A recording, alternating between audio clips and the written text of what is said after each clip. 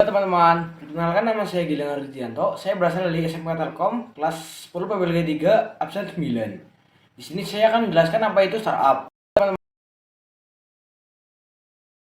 Perusahaan rintisan atau startup adalah perusahaan skala kecil yang didirikan oleh satu atau lebih pengusaha untuk mengembangkan produk atau layanan unik dan membawanya ke pasar. Secara alami, startup tipikal cenderung menjadi operasi bisnis yang hemat dan terbatas dengan dana awal dari pendiri atau teman dan keluarga mereka. Salah satu tugas pertama startup adalah mengumpulkan sejumlah besar uang untuk mengembangkan produk lebih lanjut. Sedangkan untuk melebarkan bisnis startup lebih luas lagi, pelaku startup harus dapat mengumpulkan dan membuat argumen bisnis yang kuat. Beberapa contoh prototipe yang nanti akan mendukung klaim akan ide-ide yang dijelaskan tadi. Adapun ide-ide yang biasa digunakan startup adalah produk maupun jasa yang benar-benar baru atau ide dari perbaikan besar yang sebelumnya telah ada di pasaran. Banyak yang memulai bisnis startup mereka dari yang kecil, kemudian sukses seperti yang dikenal saat ini. Itu semua tentunya adalah hasil kerja keras dan juga strategi bisnis yang tepat. Jika kamu ingin mencoba meluncurkan bisnis startup kamu sendiri, pertama kali mari cari tahu secara singkat dan cara kerjanya terlebih dahulu. Startup tidak selalu mempunyai image yang positif. Diambil dari startup Savan, banyak orang yang menyalahkan peristiwa Great Depression di Amerika Serikat karena investasi awal yang sembrono yang menyebabkan undang-undang membatasi cara pengusahaan yang tidak diatur dapat beriklan untuk investor.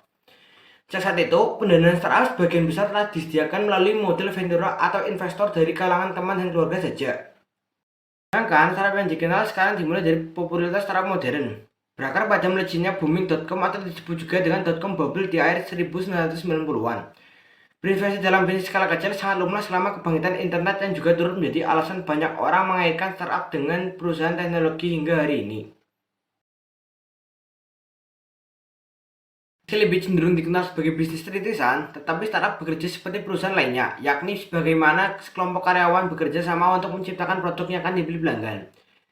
Namun, yang membedakan startup dari bisnis lain adalah cara startup melakukannya. Perusahaan biasa menduplikasi apa yang telah dilakukan sebelumnya. Contoh mudahnya adalah bisnis waralaba. Bisnis ini bekerja dengan mengikuti template bisnis yang telah ada. Seringkali sebuah startup akan memulai dengan kerangka dasar produk yang disebut produk minimal viable product atau MVP yang akan diuji dan direvisi hingga siap dipasarkan. Samping juga untuk meningkatkan produk, perusahaan rintisan juga umumnya ingin memperluas basis pelanggan mereka dengan cepat yang mana akan membantu mereka membangun pangsa pasar yang semakin besar. Pada gilirannya, memungkinkan pelaku startup untuk mengumpulkan lebih banyak uang yang kemudian memungkinkan mereka untuk mengembangkan produk dan audiens mereka lebih banyak lagi. Semua pertumbuhan dari inovasi yang sangat cepat ini biasanya secara implisit atau eksplisit untuk mencapai tujuan akhir yang dikenal oleh dunia. Ketika sebuah perusahaan membuka diri untuk investasi publik, ini akan menciptakan peluang bagi investor awal untuk menguangkan dan menuai hasilnya. Sebuah konsep dalam bahasa startup yang dikenal sebagai exit strategy. Sebelumnya, startup sebagai bisnis rintisan yang kecil biasanya dimulai dari pendanaan yang dibantu oleh keluarga dan teman atau mereka selaku pemilik bisnis rintisan. Kemudian bisnis ini mendapatkan popularitasnya di tahun 1970-an dengan pendanaan yang didapat dari kelompok investor dan mengurangi risiko dengan mengumpulkan dana bersama untuk mendanai berbagai perusahaan rintisan. Berikut ini beberapa cara pendanaan bisnis rintisan yang sangat umum saat ini. Yang pertama ada bootstrap. Dalam kasus bisnis startup, bootstrap berarti membangun perusahaan kamu tanpa pendanaan dari luar. Pada dasarnya, kamu menginvestasikan tabungan atau modal kamu sendiri serta memanfaatkan sumber daya yang kamu miliki untuk membangun bisnis kamu dari awal. Setelah bisnis mandiri kamu berdiri, keuntungan awal kamu kemudian diinvestasikan kembali ke bisnis kamu sampai kamu menerima dana tambahan atau bisnis kamu tumbuh secara substansial. Kedua, ada perusahaan model ventura atau venture capital. Venture capital berinvestasi di perusahaan rintisan untuk mendapatkan keuntungan sering pertumbuhan perusahaan. Perusahaan ini biasanya akan mengambil peran aktif dalam bisnis, mempunyai posisi di dewan direksi, atau meminta untuk menjadi pemilik bagian dari startup. Karena investasi model ventura dilakukan dengan imbalan ekuitas dari baru utang, startup kamu perlu menunjukkan potensi pertumbuhan tinggi yang menjanjikan untuk mengamankan jenis pendanaan ini. Ketiga, ada inkubator startup. Inkubator startup adalah program berbasis komunitas untuk pengusaha di tahap awal masa hidup startup yang menyediakan pendanaan awal, bimbingan, dan pelatihan. Biasanya, inkubator startup ditempatkan di ruang kolaboratif yang mendorong pembangunan komunitas dengan sewa bulanan yang memberi pengusaha akses ke ruang bersama dan semua alat ditawarkan dari program inkubator ini.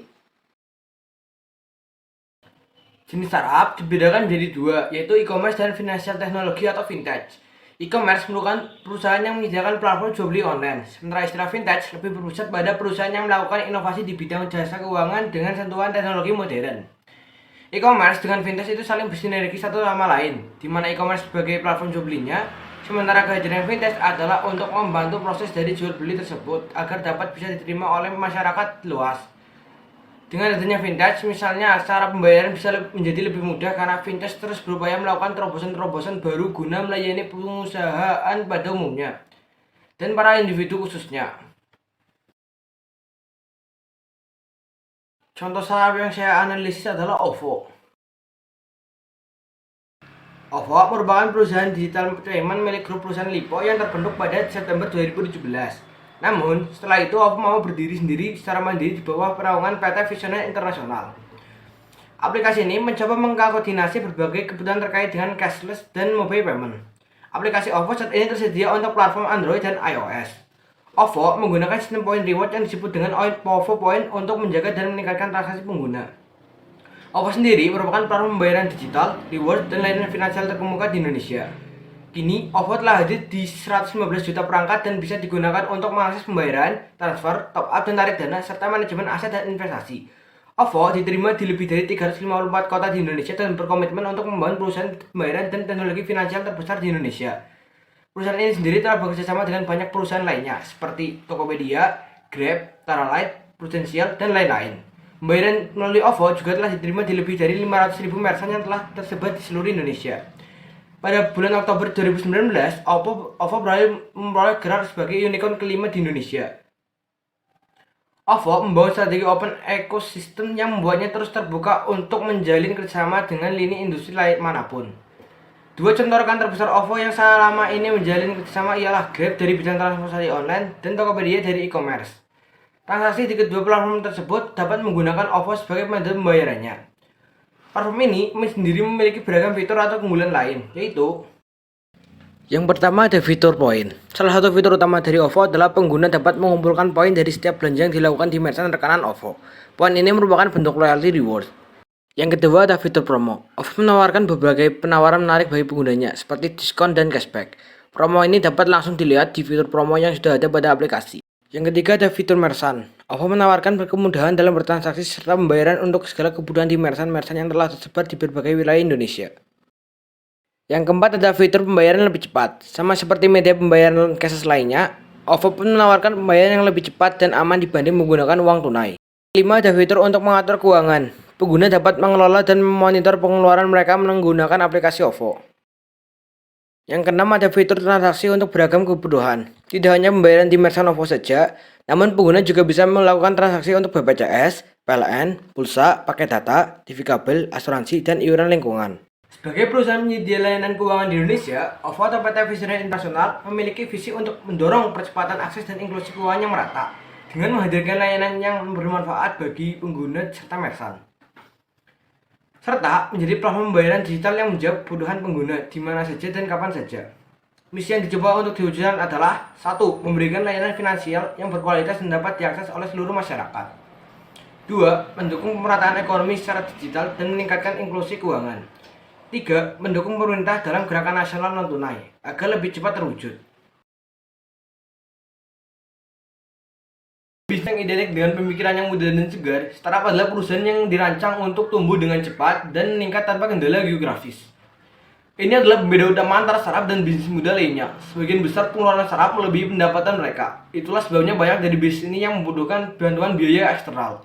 Tanpa itu, tidak akan ada cara bagi perusahaan startup untuk secara efektif mengembangkan dan memasarkan produk atau layanan inovatif mereka.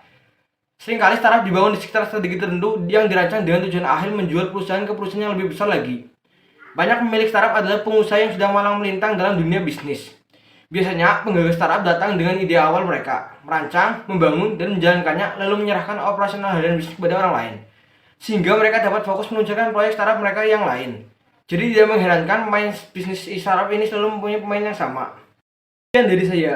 Dadah.